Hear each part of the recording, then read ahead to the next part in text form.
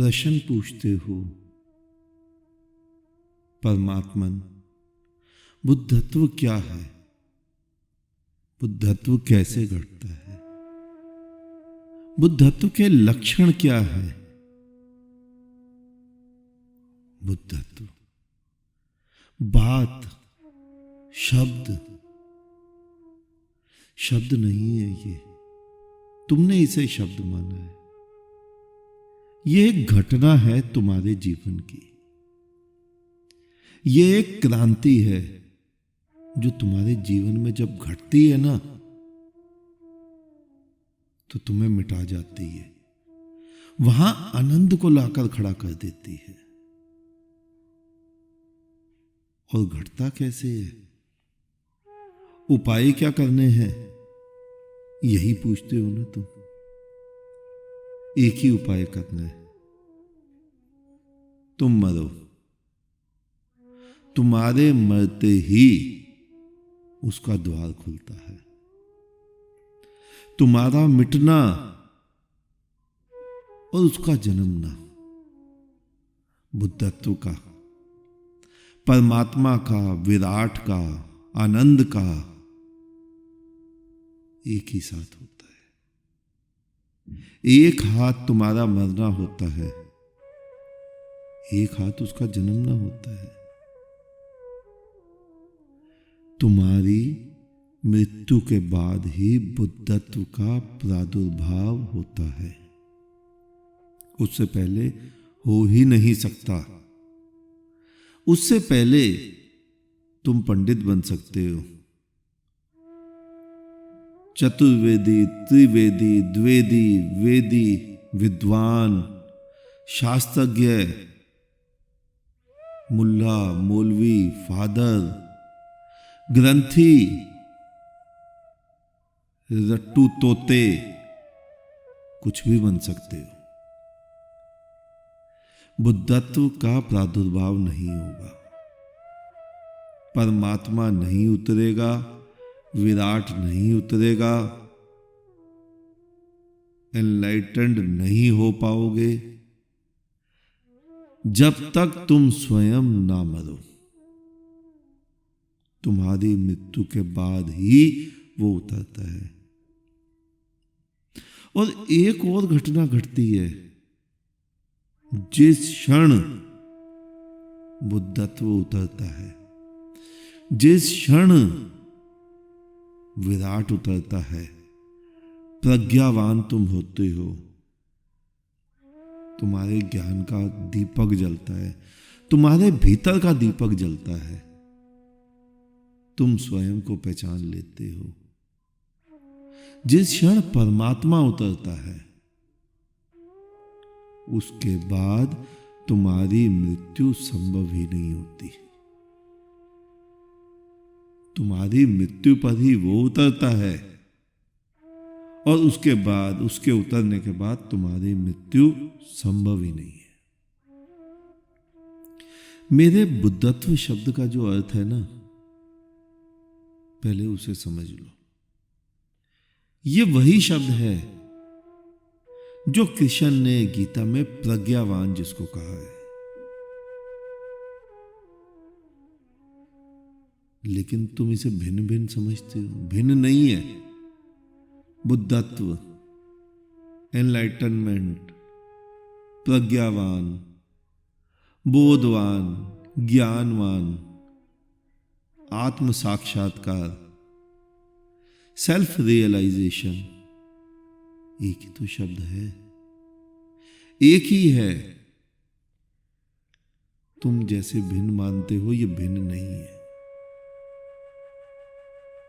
भागे जा रहे हो तुम उपाय करने, फिर पूछते हो बुद्धत्व के लिए उपाय। बुद्धत्व के लिए केवल एक ही उपाय है, तुम्हारा मरना। एक बार मरोगे ना तो उसे देख लोगे, और जिस दिन उसे देखोगे तो हंसोगे स्वयं पर पागलों की भांति, और स्वयं से कहोगे हम पागल ही थे, व्यर्थ ही भागे जा रहे थे, सामने ही तो खड़ा था और हम मूढ़ों की भांति मंदिरों मस्जिदों में माथा फोड़े जा रहे थे। वो घट घट में था और हम घाट घाट में ढूंढ रहे थे।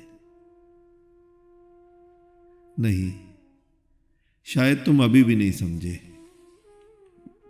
उसको समझना बहुत आसान है, लेकिन धारणा छोड़कर, मैं छोड़कर, जो मैं तुम्हारे मरने की बात कर रहा हूं ना, ये शरीर का मरना नहीं है। ये तुम पढ़ते हो मैं का मरना, अहंकार का मरना, ये वो भी मरना नहीं है। क्योंकि अहंकार कैसे मरेगा तुम्हारा? ईगो, तुम कहोगे हम नम्र हो जाएंगे। नम्र होकर भी, विनम्र होकर भी तो तुम तो रहोगे। तुम्हारा अहंकार किसके सहारे पर खड़ा है? तुम्हारी विनम्रता किसके सहारे पर खड़ी है? तुम्हारी सोच, केवल सोच के सहारे पर कि तुम ये हो, तुम अमुक व्यक्ति हो, तुम हिंदू हो, तुम मुस्लिम हो, तुम ब्राह्मण हो। विनम्र होकर भी तो तुम यही कहोगे कि मैं विनम्र हिंदू हूं, मैं दीनहीन ब्राह्मण हूं। तो तुम तो बचे रहे, और मैं तो तुम्हारे मरने की बात कर रहा हूं। बिना तुम्हारे मरे कुछ भी नहीं होगा। तुम देखते ही नहीं, समझते ही नहीं, तुम केवल भागे जा रहे हो। बुद्धों को देखते ही नहीं। कभी बुद्धों के पास जाते हो तो भी भागे जा रहे हो। जिधर तुम्हारी इच्छा है उधर ही भागे जा रहे हो। मुंह उठाकर केवल भागे जा रहे हो। अब बुद्धों से पूछते हो कि घर कहां है, जाना कहां है, मंजिल कहां है। बुद्ध कहते हैं रुको, वापस मुड़ो। घर दूर नहीं है, लेकिन तुम जिस दिशा में भागे जा रहे हो उस दिशा में घर नहीं है। तुम जहां से भागना तुमने आरंभ किया उसी तरफ दोबारा मुड़ो। घर तुम्हारे ही पास है, मंजिल तुम्हारे ही पास है। बुद्ध कहते हैं अगर इतनी ही गति से तुम भागते रहे जितनी गति से तुम भाग रहे हो, तो घर, तुम स्वयं, तुम्हारा परमात्मा, तुम्हारा बुद्धत्व, तुम्हारी प्रज्ञा, तुम्हारा बोध और दूर होता जाएगा। फिर तुम्हें घर लौटने के लिए पूरी पृथ्वी की परिक्रमा करनी होगी। इसलिए अभी भी रुको, वापस मुड़ो। घर पीछे रह गया है, तुम पीछे रह गए हो, और तुम्हारा अहंकार बहुत आगे निकल गया है। हिंदुत्व के पथ पर आगे, इस्लाम के पथ पर आगे, सिखिज्म, क्रिश्चियन, बौद्ध, जैन, उस रूप में आगे निकल गया है। तुम स्वयं पीछे रह गए हो। तुम नहीं समझ पाते।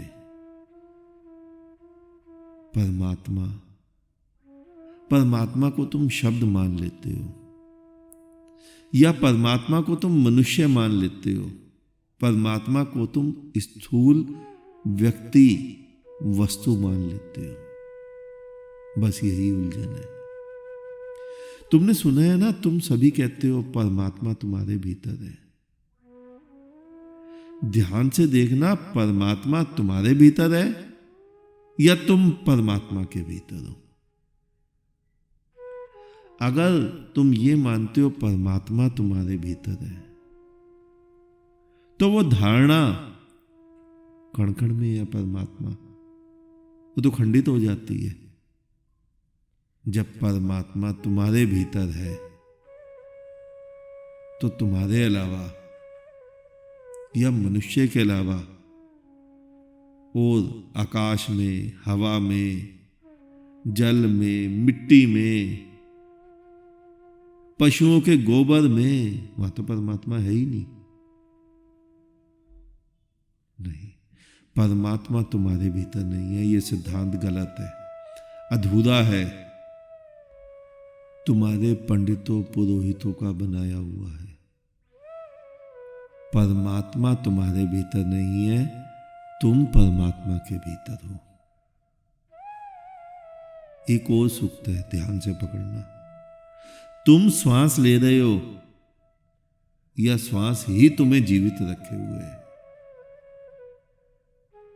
कभी 2 क्षण विश्राम से खाली होकर बैठना, ध्यान से इस विषय पर सोचना, क्या तुम श्वास ले रहे हो या श्वास ही तुम्हें जीवित रखे हुए है।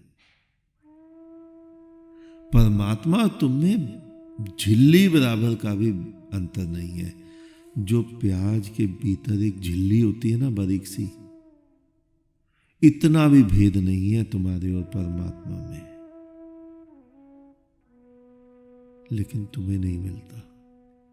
तुम्हारे ऊपर बुद्धत्व की बारिश नहीं होती, तुम्हारे ऊपर आनंद की वर्षा नहीं होती। मिलता कैसे नहीं? बुद्ध कहते हैं मिलेगा कैसे सत्य है। तुम असत्य को तो पकड़े हुए हो, असत्य को छोड़ दो, सत्य मिल जाएगा। लेकिन मूढ़ मनुष्य कभी नहीं मानता। मूर्ख कभी यह मानता भी नहीं कि वो मूर्ख है, और वही उसकी पहचान है मूर्ख होने की, कि वो ना माने। बुद्धत्व की ये सीढ़ी है, ये मान लेना कि मैं आज तक गलत था। पूरा जीवन मैं जिस ओर भागता गया वो मेरी भूल थी,